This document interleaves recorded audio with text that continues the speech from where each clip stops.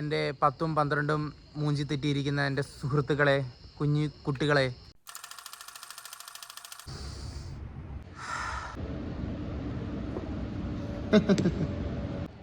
മോനെ 10ാം ക്ലാസ്സിൽ റിസൾട്ട് വന്നല്ലേ മോനെ, എനിക്കൊരു കാര്യം പറയാനുണ്ട്.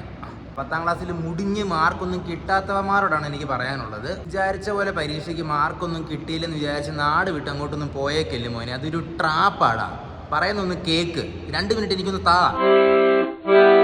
പറഞ്ഞു വന്ന എന്താന്ന് വെച്ചാൽ, ഇന്ത്യ പോലുള്ള ഇത്ര വലിയ മഹാരാജ്യത്ത് ഇഷ്ടം പോലെ ജോലി ഉണ്ടോ. എനിക്കൊക്കെ ജോലി കിട്ടി. എൻ്റെ കാര്യം എന്ന് പറഞ്ഞാൽ മോനെ, എനിക്കൊരു കൂട്ടുകാരനുണ്ടായിരുന്നു. അവനുള്ളത് കൊണ്ട് മാത്രമാണ് ഞാൻ സെക്കൻഡ് ലാസ്റ്റ് ആയി പോയത്. അല്ലായിരുന്നെങ്കിൽ ഞാൻ +2 പാസ്സായ സമയത്ത് ആ സ്കൂളിൽ ഏറ്റവും കുറവ് മാർക്ക് മിക്കവാറും എനിക്കായേനെ. അവനുള്ളത് കൊണ്ട് മാത്രമാണ് ഞാൻ സെക്കൻഡ് ലാസ്റ്റ് ആയി പോയത്. അങ്ങനെയുള്ള എനിക്ക് വരെ ബാംഗ്ലൂരിൽ ജോലി കിട്ടിയടാ. ഞാനെന്നൊക്കെ പറഞ്ഞാൽ എൻ്റെ പൊന്നു മോനെ, എൻ്റെ അമ്മ പേരൻസ് മീറ്റിങ്ങിനൊക്കെ വരാൻ നേരത്ത് കാർത്തിക്കിൻ്റെ അമ്മയാണോ, എന്നാൽ പിന്നെ അവിടെ കുറച്ച് നേരം വെയിറ്റ് ചെയ്തിരിക്കും, എല്ലാവരെയും കണ്ടിട്ട് ഏറ്റവും അവസാനം കാർത്തിക്കിൻ്റെ അമ്മേനെ കാണുന്നുള്ളൂ എന്ന് പറഞ്ഞ് അമ്മേനെ ക്ലാസ്സിൽ ഒരു മണിക്കൂർ വെയിറ്റ് ചെയ്യിപ്പിച്ചിട്ട് എല്ലാവരും പോയതിന് ശേഷം മാത്രമായിരുന്നു മോനെ എൻ്റെ അമ്മേനെ പേരൻസ് മീറ്റിങ്ങിന് ടീച്ചർമാർ സംസാരിപ്പിച്ചുകൊണ്ടിരുന്നത്. അന്നൊക്കെ ഒരുപാട് വിഷമിച്ചിട്ടുണ്ട് മോനെ. എന്നിട്ട് ഞാൻ MBAയും പഠിച്ച് എൻ്റെ മറ്റ് ഫ്രണ്ട്സൊക്കെ ജോലിക്ക് കയറുന്നതിന് മുമ്പ് ഞാൻ ആദ്യം ജോലിക്ക് കയറിയതാണ്ട് ബാങ്കിൽ വർക്ക് ചെയ്യാനും തുടങ്ങി മോനെ. മോനെ, ഞാൻ അഹങ്കാരം പറഞ്ഞതല്ല, പക്ഷെ ഞാൻ റിയാലിറ്റി പറഞ്ഞ് മനസ്സിലാക്കിയതാണ്. എനിക്കറിയാവുന്ന എത്ര പേരാടാ 10ാം ക്ലാസ്സിൽ വിചാരിച്ച പോലെ മാർക്ക് കിട്ടിയില്ലെന്ന് വിചാരിച്ച് അപ്പം തന്നെ അവന്മാർ വണ്ടിയും പാക്ക് ചെയ്ത് ബാഗും പാക്ക് ചെയ്ത് അവന്മാർ ഗൾഫിലോട്ട് പോകും. അവന്മാരുടെ മുഴുവൻ സ്വപ്നമല്ലേടാ തീരുന്നത്. അവന്മാർക്ക് നാട്ടിൽ നിന്ന് നമുക്ക് കുറച്ച് സമയം നമ്മുടെ നാട്ടിൽ നിന്നെങ്കിൽ മാത്രമല്ലേ നമുക്ക് നമ്മളെന്താണ്, നമ്മുടെ ആവശ്യം എന്താണെന്നൊക്കെ അറിഞ്ഞ് സ്വന്തമായിട്ടുള്ള കാര്യങ്ങൾ ചെയ്യാൻ പറ്റത്തുള്ളൂ.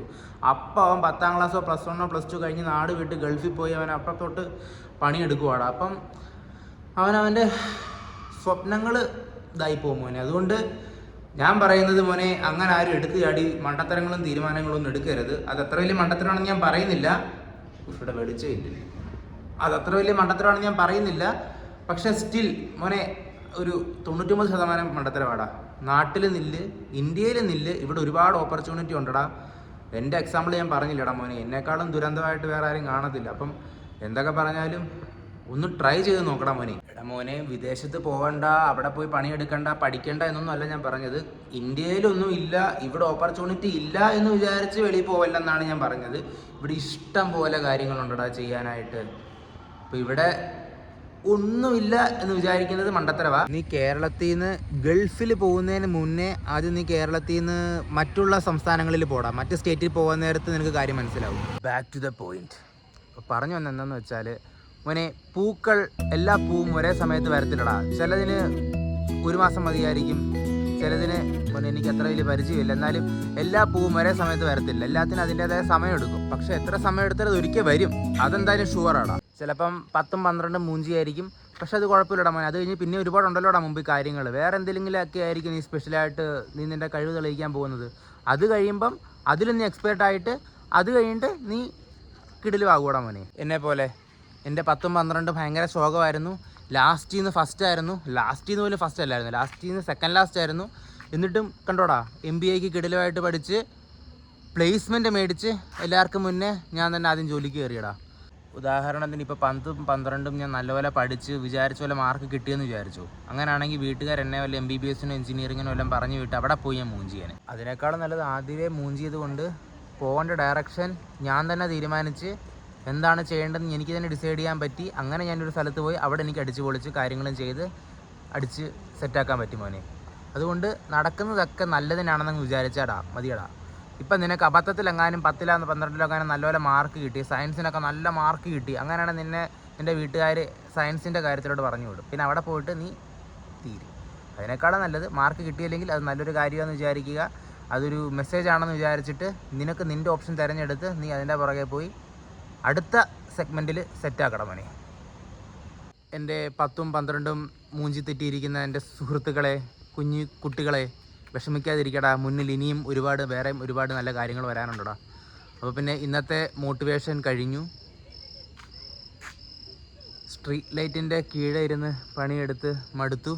എന്നാൽ പിന്നെ ഞാൻ കയറി കിടക്കട്ടെ മോനെ. ശരിടാ മോനെ. എടാ പറ്റൂടാ, എടാ നീ അല്ലടാ പൊളി, നീ ഹീറോ ആടാ മോനെ, നിന്നെ കൊണ്ട് പറ്റും. ഒരു സിമ്പിൾ സംഭവം ഉണ്ട് മോനെ. കണ്ണാടിയിൽ നോക്കിയിട്ട് വിചാരിക്കണം ഈ സംഭവിക്കുന്നതൊക്കെ നിന്റെ സിനിമയാണ്, നീയാണ് ആ സിനിമയിലെ ഹീറോ. ഈ ഒരു ഫേസ് കുറച്ച് മോശമായിപ്പോയി, പക്ഷേ നീ ഹീറോ അല്ലേടാ മോനെ. അപ്പം നീ ഉയർത്തെഴുന്നേറ്റ് വരും. അപ്പം ഫ്യൂച്ചറിൽ നീ ബാക്കി കാര്യങ്ങളൊക്കെ ചെയ്ത് കിടിലമായിട്ട് പഠിച്ച് അവർക്ക് മുന്നേ ആദ്യം ജോലി മേടിച്ച് ക്ലൈമാക്സ് അടിപൊളിയാക്കടാ മോനെ. നീ നീ പൊളിയാടാ മോനെ. എന്നാൽ പിന്നെ ശരി എന്നാൽ പറ്റും. മോനെ നടന്ന് രാവിലെയായി കേട്ടോ. എടാ മോനെ, അപ്പോൾ സംഭവം എന്താണെന്ന് വെച്ചാൽ എൻ്റെ ഈ ക്ലൈമാക്സിന് മുന്നേ എനിക്കൊരു ഇടിവെട്ട് ഇൻ്റർവെൽ സീൻ ഉണ്ടായിരുന്നു. അതെന്താണെന്ന് വെച്ചാൽ +2 സ്കൂളിൽ 90% കൂടുതൽ മാർക്ക് കിട്ടിയവന്മാരുടെ എല്ലാവരുടെയും ഫോട്ടോ സ്കൂളുകാർ ഫ്ലെക്സ് അടിക്കാമെന്ന് തീരുമാനിച്ചു. അപ്പം ഞാനും എൻ്റെ ആ കൂട്ടുകാരും കൂടെ എന്ത് ചെയ്തു, ഞങ്ങളുടെ സ്കൂളിന് നേരെ മുൻവശത്തായിരുന്നു ഞങ്ങൾ പഠിച്ചുകൊണ്ടിരുന്ന ട്യൂഷൻ ക്ലാസ്. അപ്പോൾ ആ ട്യൂഷൻ ക്ലാസ്സിൽ ഞങ്ങളുടെ ടീച്ചർ മറ്റുള്ള പിള്ളേരുടെ 90% ഫ്ലെക്സ് വരുന്നതിന് മുമ്പേ തന്നെ എൻ്റെയും അവൻ്റെയും കൂടെ ഇത്രയും വലിയ ഫോട്ടോയിൽ ഞങ്ങൾ സ്കൂളിന് മുമ്പിൽ ഒരു ഫ്ലെക്സ് അടിച്ച്. 90% കിട്ടിയ പിള്ളേരുടെ സ്കൂൾ അടിച്ച ഫ്ലെക്സിനകത്ത് അവന്മാരുടെ ഫോട്ടോ തന്നെ കൊച്ചു പാസ്പോർട്ട് സൈസ് ഫോട്ടോ ആയിരുന്നു. പക്ഷേ ട്യൂഷൻ ടീച്ചർ അടിച്ച ഇത്രയും വലിയ ഫ്ലെക്സിൻ്റെ അകത്ത് ഞങ്ങളുടെ ഫോട്ടോയും അത്രയും വലുതായിരുന്നു.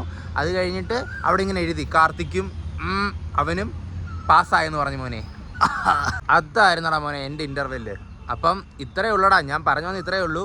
അപ്പം നിങ്ങൾ നിങ്ങളുടെ ഇൻ്റർവെല്ല് മോശമാക്കിയാലും അവസാനം ക്ലൈമാക്സ് നിങ്ങളുടെ തന്നെ ആയിരിക്കുമടാ മോനെ. അത്രയേ ഉള്ളടാ അപ്പം ഇന്നത്തെ മോട്ടിവേഷൻ. എന്നാൽ പിന്നെ ശരി, എന്നാൽ പിന്നെ മോനെ ചാ നാളെ കാണാം.